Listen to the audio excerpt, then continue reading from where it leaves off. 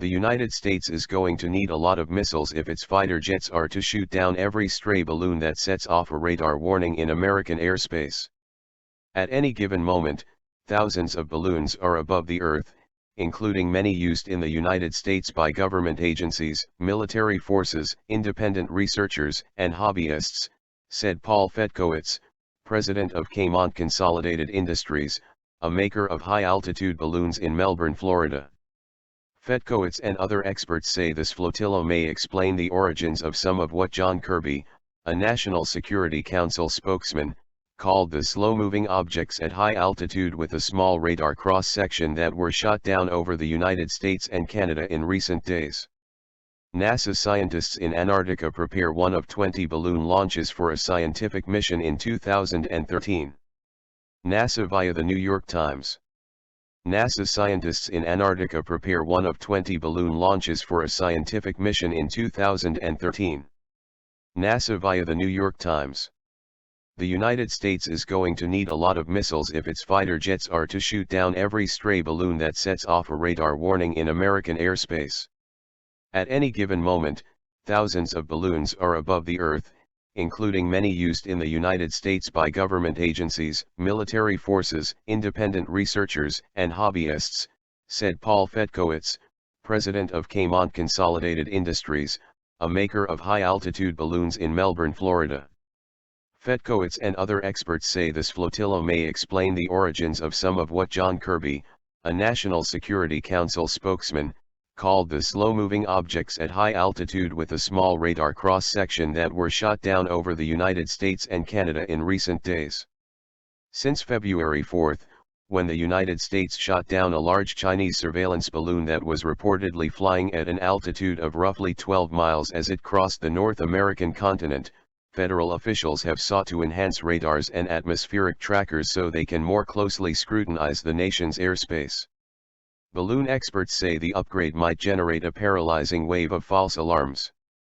On Friday, fighter jets in waters over Alaska fired on an object the size of a small car that a Defense Department official said was most likely a balloon. The next day, an American F-22 attacked a cylindrical object over the Yukon Territory in Canada that was smaller than the Chinese surveillance device. On Sunday, an octagonal structure with strings hanging off it and no evident payload was hit over Lake Huron. It had first appeared over Montana days before. Those three objects posed threats to civilian aviation, Kirby said, but they were not transmitting communication signals. This is a total shocker, Terry Deschler, an emeritus professor of atmospheric science at the University of Wyoming, said of the recent downings and the enhanced tracking effort. For years you didn't hear anything about balloons, he said. Now, we're on the lookout for any kind of flying object.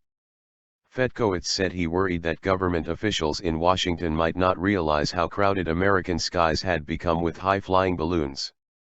There's a concern that the right hand doesn't know what the left is doing, he said of military and civilian activities. Each year, around 60,000 high-flying balloons are launched just by the National Weather Service, the agency said. They rise into the stratosphere, a layer of the planet's atmosphere that extends to a height of roughly 30 miles. The balloons used by the Weather Service are designed to rise 20 miles up, far higher than the altitude of any of the four objects detected in the past 10 days. Fetkowitz noted that Alaska, where a U.S. fighter jet shot down the unidentified flying object on Friday, had more weather balloon launching sites than any other state. The Weather Service's balloons gather data that keeps passenger jets out of harm's way and lets experts predict the likely onset of violent storms, Fetkowitz said. It's all about life safety, he added. Then there is NASA, which runs a program from Palestine, Texas, that over the years has lofted more than 1,700 large balloons on scientific missions that can last for months. The balloons fly up to 22 miles high, and the payloads weigh up to 4 tons, roughly that of 3 small cars. Some carry sensors that explore the health of the ozone layer, which protects living things from the sun's ultraviolet rays.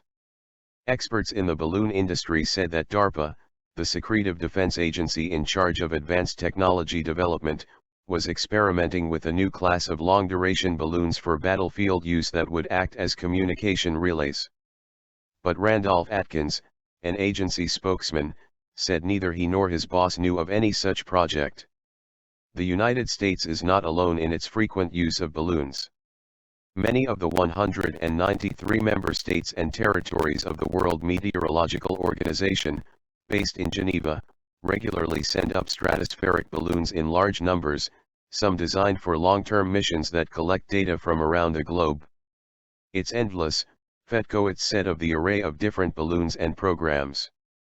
Fetkowitz said the weather balloons lofted by National Weather Service were designed to burst at their highest point and break into fine debris that cannot endanger wildlife down below. He added that some, however, were underinflated and never flew high enough to burst, and thus could wander about aimlessly with the winds. A balloon launched in Denver, he said, might land in New Jersey. Users of balloons for scientific, commercial, and military purposes have faced criticism in the past. For years, environmentalists have said that exploded balloons have fallen back to Earth and imperiled natural landscapes, and particularly sea life. It's a major scandal, said Marilyn Mendel, a public relations consultant who has criticized the environmental effects of stray weather balloons for many years. She pointed to balloon debris she found on a beach in 2016 as an example.